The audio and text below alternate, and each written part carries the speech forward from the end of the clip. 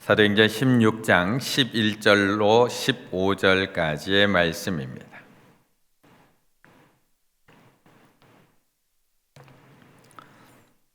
사도행전 16장 11절에서 15절 말씀, 하나님의 말씀 한 절씩 교독하시겠습니다. 우리가 드로아에서 배로 떠나 사모드라게에 직행하여 이튿날 네아폴리로 가고 거기서 빌립보에 이르니 이는 마게도니아 지방의 첫 성이요 또 로마의 식민지라. 이 성에서 수일을 유하다가 안식일에 우리가 기도할 곳이 있을까 하여 문 밖 강가에 나가 거기 앉아서 모인 여자들에게 말하는데 두아디라시에 있는 자색 옷감 장사로서 하나님을 섬기는 루디아라 하는 한 여자가 말을 듣고 있을 때 주께서 그 마음을 열어 바울의 말을 따르게 하신지라. 함께 읽습니다. 그와 그 집이 다 세례를 받고 우리에게 청하여 이르되 만일 나를 주 믿는 자로 알거든 내 집에 들어와 유하라 하고 강권하여 머물게 하니라. 아멘. 집에 형제가 같이 자라는 집은 조용할 날이 별로 없는 것 같습니다. 늘 티격태격하고요, 늘 옥신각신, 늘 시끌시끌한 것이 형제가 함께 자라는 그런 집인 것 같습니다. 저도 그런 집에서 형제로 자랐습니다. 그리고 동생으로 자랐습니다. 어떤 날은 형이 저를 급하게 부릅니다. 상현아 좀 빨리 좀 와봐, 좀 빨리 좀 와봐. 얼마나 그렇게 급하게 부르는지 모릅니다. 그렇게 형이 급하게 부르면 밖에서 무슨 일을 하다가도 또 형이 있는 방으로 급하게 뛰어갑니다. 헐레벌떡 뛰어가서 문 열면 누워있는 형이 저를 쳐다보면서 목말라, 물 한 잔만 떠다 줘 라고 이야기를 합니다. 얼마나 화가 나는지 모릅니다. 힘이 축 빠집니다. 그래도 어쩌겠습니까? 목마르다고 하는데 화가 나지만 물을 한 잔 형에게 떠다 줍니다. 그러고 나서 한 30분쯤 지나면 또 부릅니다. 상현아 이번엔 진짜야, 진짜 급해, 좀 와서 도와줘. 안 가고 싶지만 부름이 끝나질 않습니다. 상현아 진짜야, 진짜 빨리 좀 와서 도와줘. 어쩔 수 없이 또 뛰어갑니다. 문을 열면 상현아 리모컨 좀, 그리고 물컵도 제자리 갖다 놔야지 라는 이야기를 들으면 얼마나 힘이 많이 빠지는지 모릅니다. 형이라서 덤빌 수는 없고 참 미워 죽겠는 마음으로 컵을 들고 주방으로 돌아옵니다. 불렀으면 이유가 있어야 되는 것 아닐까요? 그렇게 급하게 불렀으면, 안 가려고 하는 사람을 그렇게 급하게 불렀으면 부른 이유와 목적이 있어야 되는 것 아닐까요?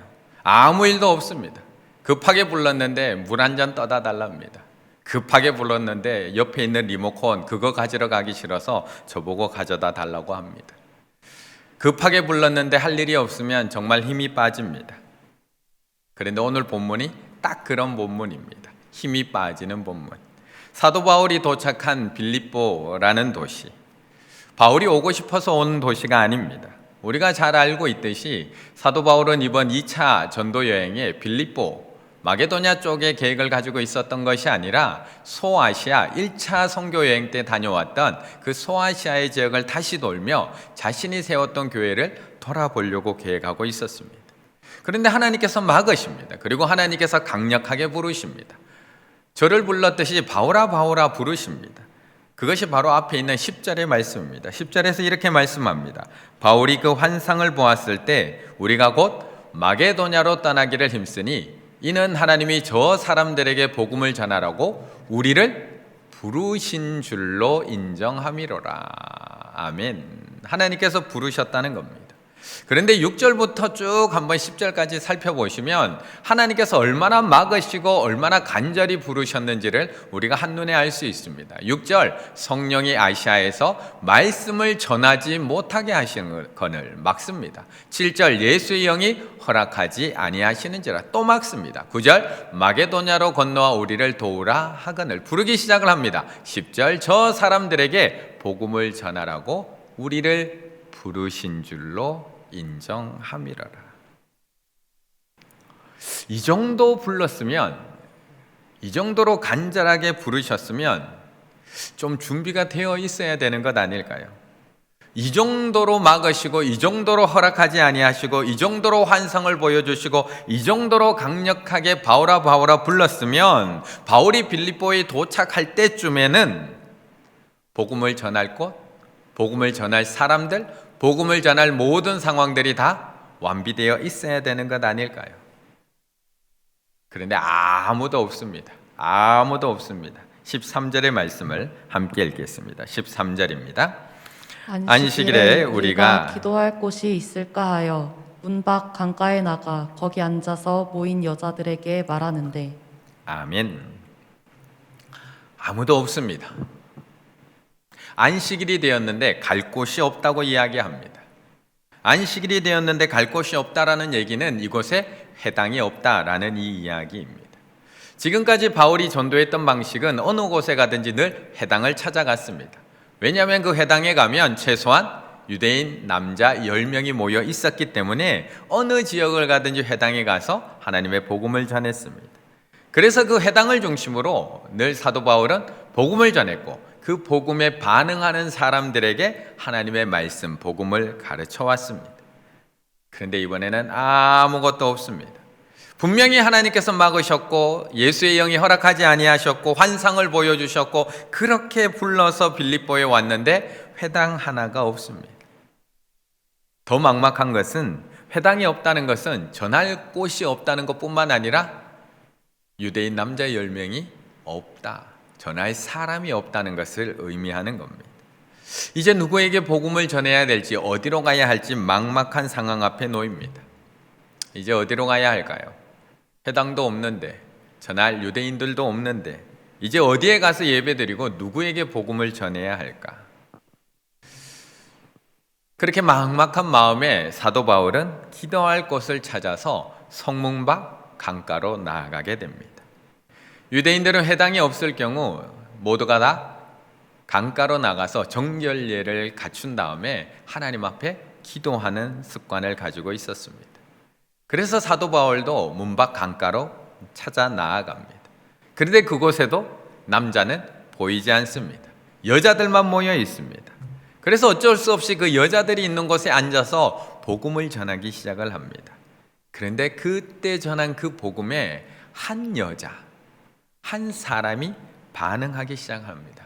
마음이 열리기 시작합니다. 14절의 말씀을 보면 두아디아시에 있는 자색 옷감 장사로서 하나님을 섬기는 루디아라 하는 한 여자가 말을 듣고 있을 때 주께서 그 마음을 열어 바울의 말을 따르게 하신지라. 분명히 그 강가에는 여러 명의 여자가 있었습니다.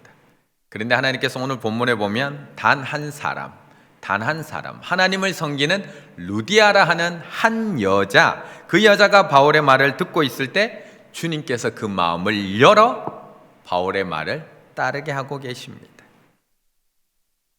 우리의 마음 같아서는 이 정도 하나님께서 몰아붙여서 여기까지 왔다면, 여기까지 하나님께서 보내셨다면 베드로의 설교 때처럼 최소한 3,000명, 5,000명은 아니더라도 그래도 수백 명 정도는 회심해서 하나님 앞에 돌아오는 그런 놀라운 역사들이 일어나야 되는데, 바울이 말을 전하는데 단 한 사람, 그것도 이방 여인 단 한 여인이 이 말씀에 따르기를 시작을 합니다. 그런데 하나님의 역사는 늘 이 한 사람을 통해서 시작하시는 것 같습니다. 성경의 역사를 살펴보면 늘 이 한 사람을 통해서 하나님의 역사들은 이어져 나가고 있는 것을 볼 수가 있습니다. 하나님께서는 이스라엘 역사를 시작하실 때도 수많은 사람들을 모아서 이스라엘의 역사를 시작하신 것이 아니라 단 한 사람, 아브라함을 불러서 이스라엘 역사를 시작합니다. 하나님께서는 이스라엘을 구원하실 때도 수많은 군대를 보내서 그들을 구원하셨던 것이 아니라 단 한 사람, 모세를 보내서 그들을 구원해 내십니다. 하나님께서는 이 세상을 구원하실 때도 천군 천사 수만을 보내서 이 땅을 구원하신 것이 아니라 단 한 사람, 예수 그리스도를 통해서 이 땅을 구원해 내십니다.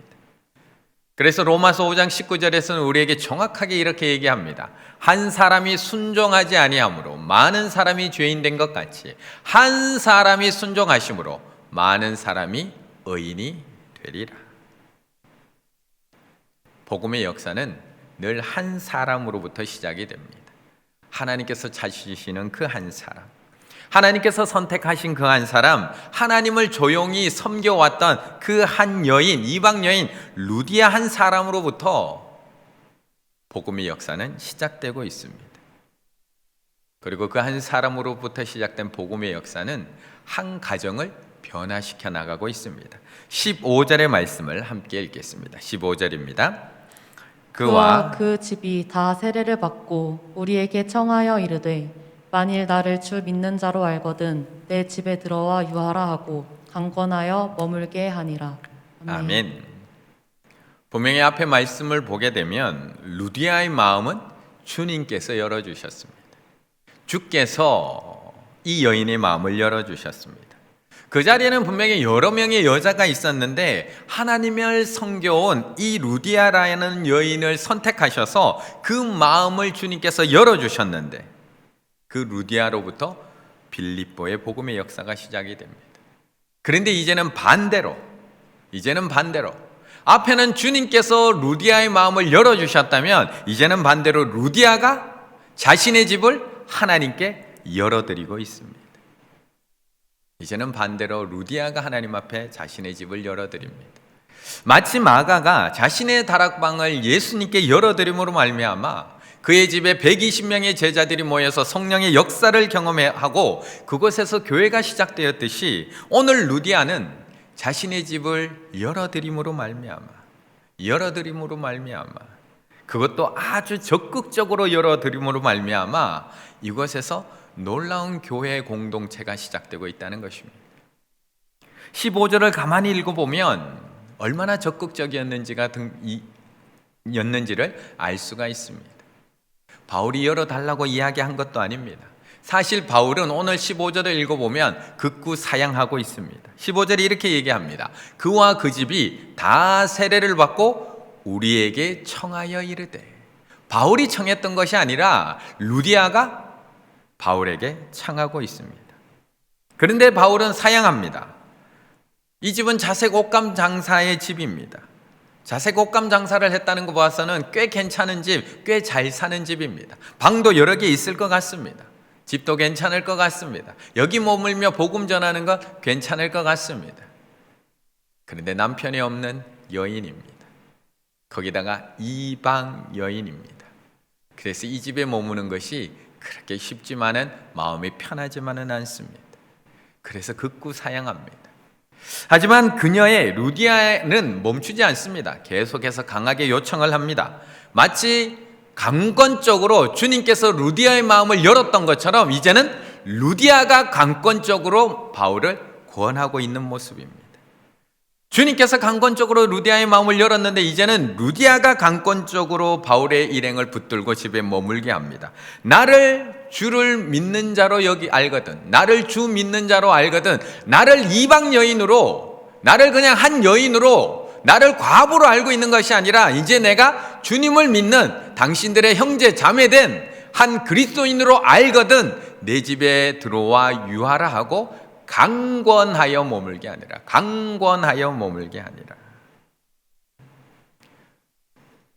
주님께서 루디아의 마음을 강권적으로 열었다면 이제는 거꾸로 루디아가 강권적으로 복음을 붙들고 바울의 일행을 붙들고 있습니다. 주님께서 내 마음을 열어주셨으니까 이제 루디아도 하나님 앞에 자신의 집을 열어드리고 있습니다. 그런데 말씀만 들으면 되게 쉬워 보입니다. 주님께서 내 마음을 열어주셨으니까 우리 집도 하나님 앞에 열어드린다. 주님께 받은 은혜가 많으니까 나도 주님께 드릴 수 있다.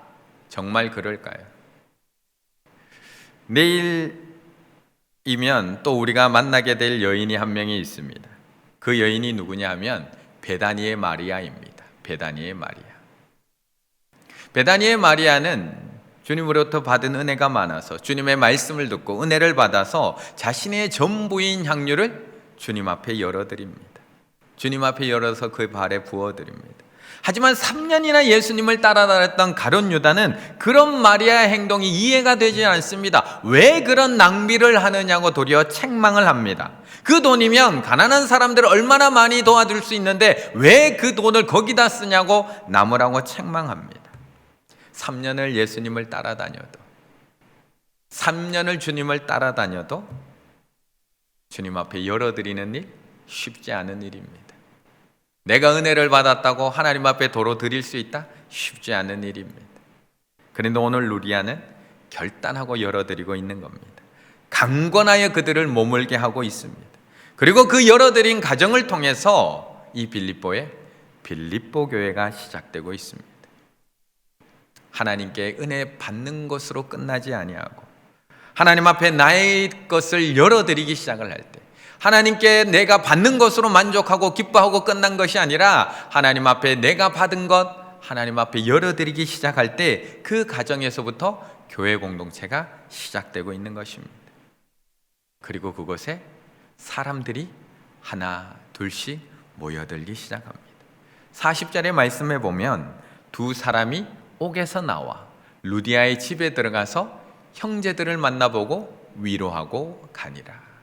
바울과 실라가 옥에서 나왔습니다. 그리고 나서 바로 루디아의 집으로 다시 들어갑니다. 그랬더니 그 안에 형제들이 모여 있고요. 그들을 보고 위로하고 떠나가게 됩니다. 이제 온 집안이 세례받은 루디아의 가정만 여기에 있는 것이 아닙니다. 감옥에서 만났던 간수의 집안, 감옥에서 바울과 실라를 보고 예수를 믿게 되고 세례를 받았던 이 간수의 가정도 루디아의 집에 함께 모여 있습니다.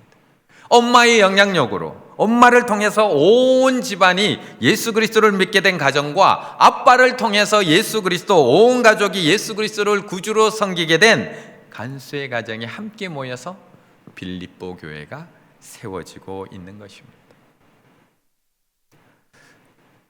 이제 이 놀라운 복음의 역사는 어디까지 확장이 될까요? 한 여인으로부터 시작된 이 복음의 역사가 한 가정 공동체를 하나님 앞에 변화시켜 나가게 하고 한 교회 공동체를 탄생시켰다면 이제 이 복음의 역사는 어디까지 확장되어 나갈까요? 이번에는 빌립보서로 한번 가보겠습니다. 빌립보서 1장 5절의 말씀입니다. 빌립보서 1장 5절 함께 읽습니다.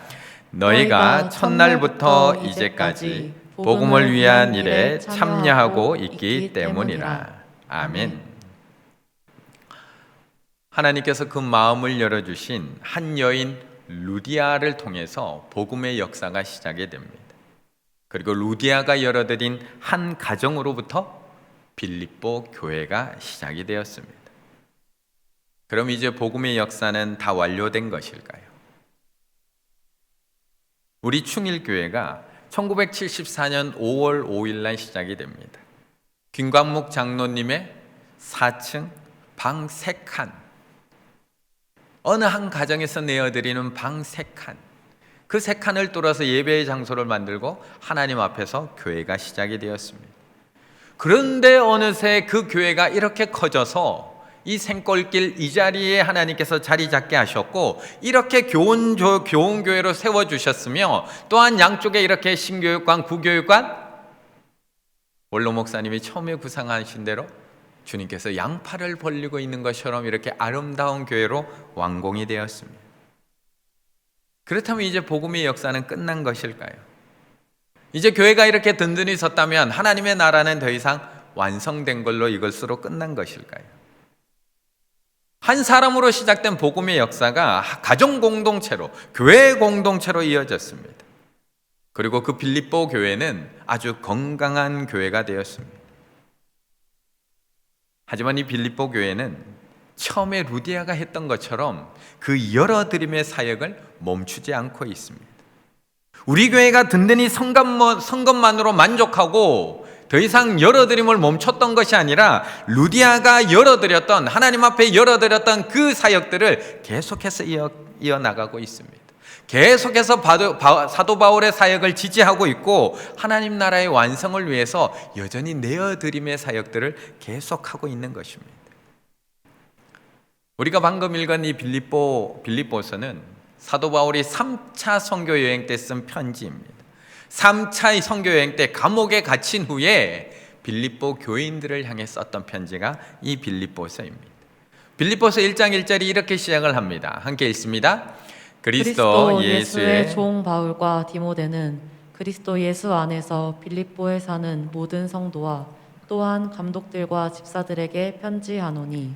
아멘. 빌립보에 사는 모든 성도 또한 감독들과 집사들에게 편지합니다.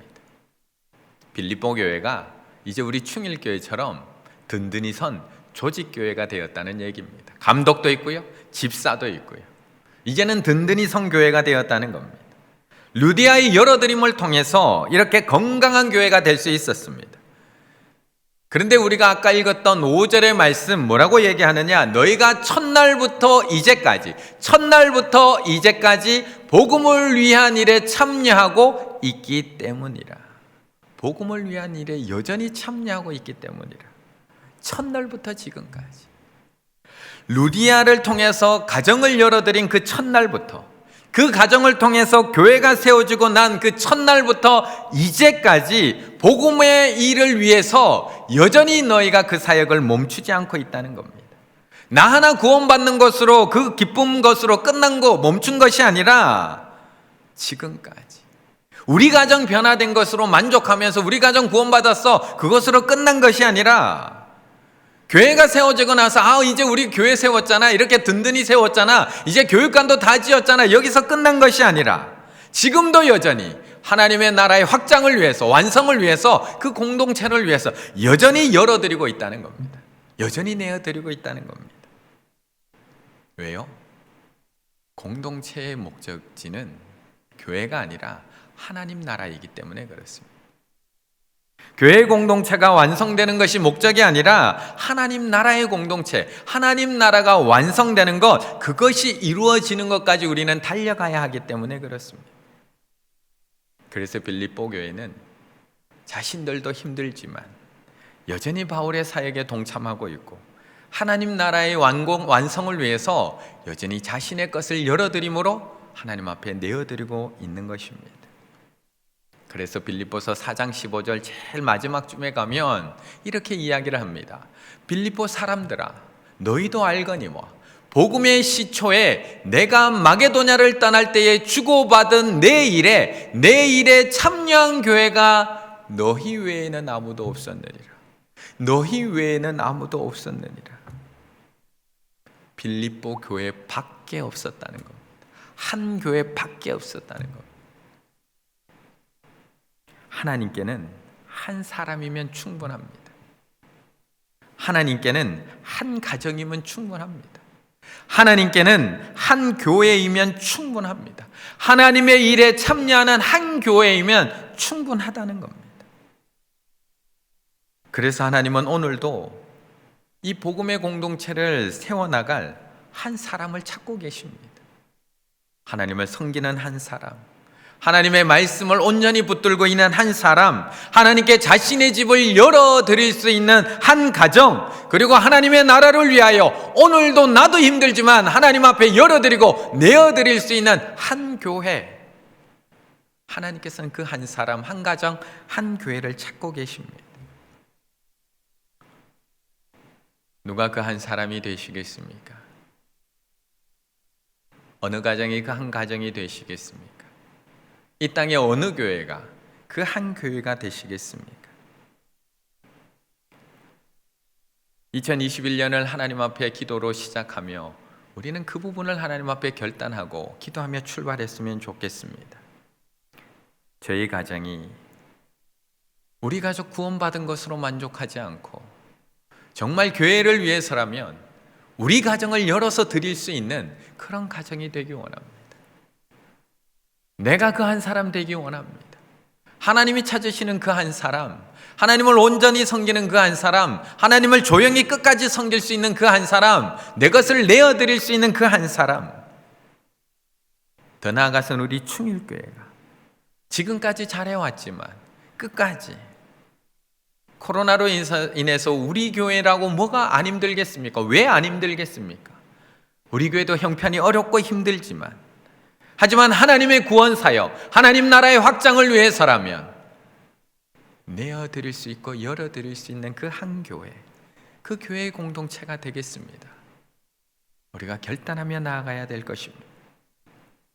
빌립보 교회가 단 한 사람, 이방 여인 루디아를 통해서 시작되어서 가정이 믿음의 공동체로 만들어지고 교회의 공동체가 세워졌으며 하나님 나라를 확장시켜 나갔던 것처럼 우리 충일교회 안에도 그 한 사람, 루디아처럼 자신의 것을 열어서 하나님 앞에 온전히 열어드릴 수 있고 우리 가정을 열어서 하나님 앞에 온전히 교회 공동체를 위해서 내어드릴 수 있으며 하나님 나라의 완공을 완성을 위하여 교회를 열어 내어드릴 수 있는 그런 교회가 될 수만 있다면, 힘들고 어려운 상황 속에 있지만 이 땅은 분명히 하나님의 땅이 될 줄로 믿습니다.